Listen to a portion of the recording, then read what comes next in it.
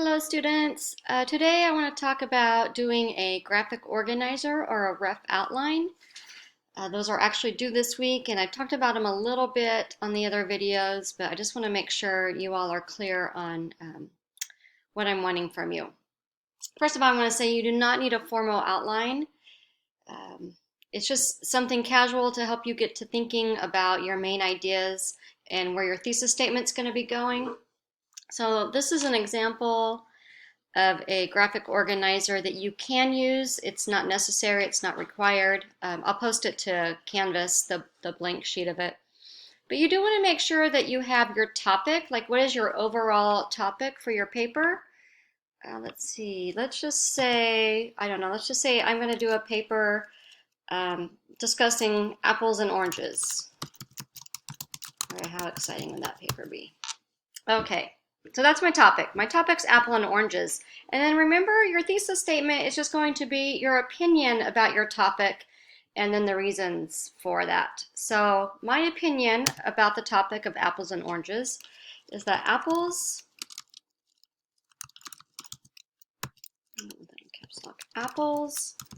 are superior to oranges.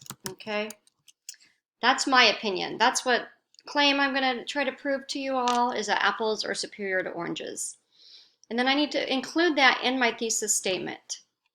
So my thesis statement, remember, it's going to be my opinion and my reasons why. So apples are superior to oranges because, let me see, I've got some reasons here. Let's just say they taste better. No, I don't like that one. I think I like they're better for you. They're better. They're better for overall health. Remember, we don't want to use you either. I don't like use you in the paper. They're better for overall health. They are more affordable. I don't even know if that's true. We're just going to go with it. And they are more versatile. Okay, so I'm actually going to change this. You don't want to use contractions in your paper if you don't have to. So now this is my thesis statement. Apples are superior to oranges because they are better for overall health, they are more affordable, and they are more versatile. I've got my topic in here. It's about apples and oranges. I have my opinion about the topic, the apples are superior, and then I give the reasons why. And this just helps me stay on track when I'm writing my paper. It also helps the reader know exactly what the writer is going to be talking about in the paper. So my argument one is already up in my thesis statement. Apples are better. We'll just say apples are healthier. That pretty much means the same thing. I actually like that here too. So see, I would be changing things around too as I'm doing this. I'll always come up with the best things at the very beginning. Okay, apples are superior because they are healthier. They're more affordable and they are more versatile. Okay, so apples are healthier. You might not even have a source right now. If you do have a source, I would go ahead and include it, whether it's a book or an article or something, or a website. My second argument was that I believe apples are more affordable. And I feel like that's probably maybe my weakest argument, so I'm going to put that one in the middle. Kind of, we talked about that earlier on. And then my last reason, remember, you don't have to have 3 reasons. This is just what I came up with. Apples are more versatile. And then if you have even evidence for that already, you can even put that in here. I'm going to say you can cook in pies, cakes, and cookies, right? I don't think you can do that all with oranges. So, but apples are more versatile. You can do more things with them. And if I had a source, I would put a source here.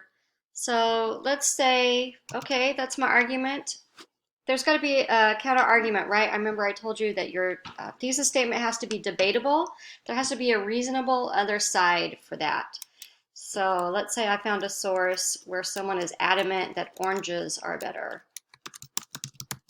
Oranges, or maybe I'll say that oranges are healthier than apples. Okay, so that's my counter argument. Remember, you have to have that other side. And then my rebuttal to the counter argument might be that oranges have lots of vitamin C overall. And I don't even know this is true. I'm just like totally BSing it here. Overall, apples are more nutritious. Okay, so remember, you don't have to outright refute it and say that this is not true for your counter argument. I'm going to show a counter argument video with you guys, and it gives a little bit more information about this. But you do need a rebuttal or a refutation to your counter argument, and then that's it. So this would be a rough outline, something you would give me, because mainly what I want to see what your argument is, and I want to see the reasons why, because I might be able to give you some feedback and help you with that if I can see that before you turn in your rough draft. Okay, here's another graphic organizer that I had already done in the past. Showed it to my students. So let's just say the topic is cats and dogs.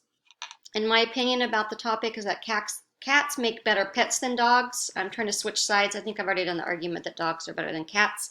So all you cat people now, I'm trying to be fair. So my thesis statement is going to be my opinion and my reasons. So cats make better pets than dogs. I'm carrying over my opinion into this. Because they are more independent, they are easier to care for, and they are usually less expensive. So here I put each main argument or main idea in the box. And like I already have a source for this one. And then my counter argument for this would be cats are not as friendly and outgoing as dogs. So this is a dog person, right, that's giving the counter argument. It's going to be the opposite of what you argue. And then I need to refute that counter argument. So I'm going to say, while some dogs may be friendlier and more outgoing than cats, this isn't always the case. Some cats are very friendly. It's important that people get to know a kitten cat and its personality before adopting or purchasing one. And this will help them know whether the cat is friendly or not. So I'm just trying to weaken the counter argument there with my rebuttal. And that's what I'm talking about with that.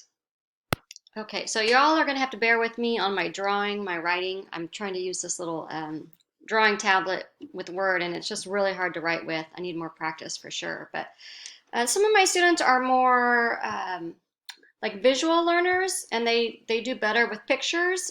So I don't care if you want to do some sort of more graphic organizer than what I showed you before.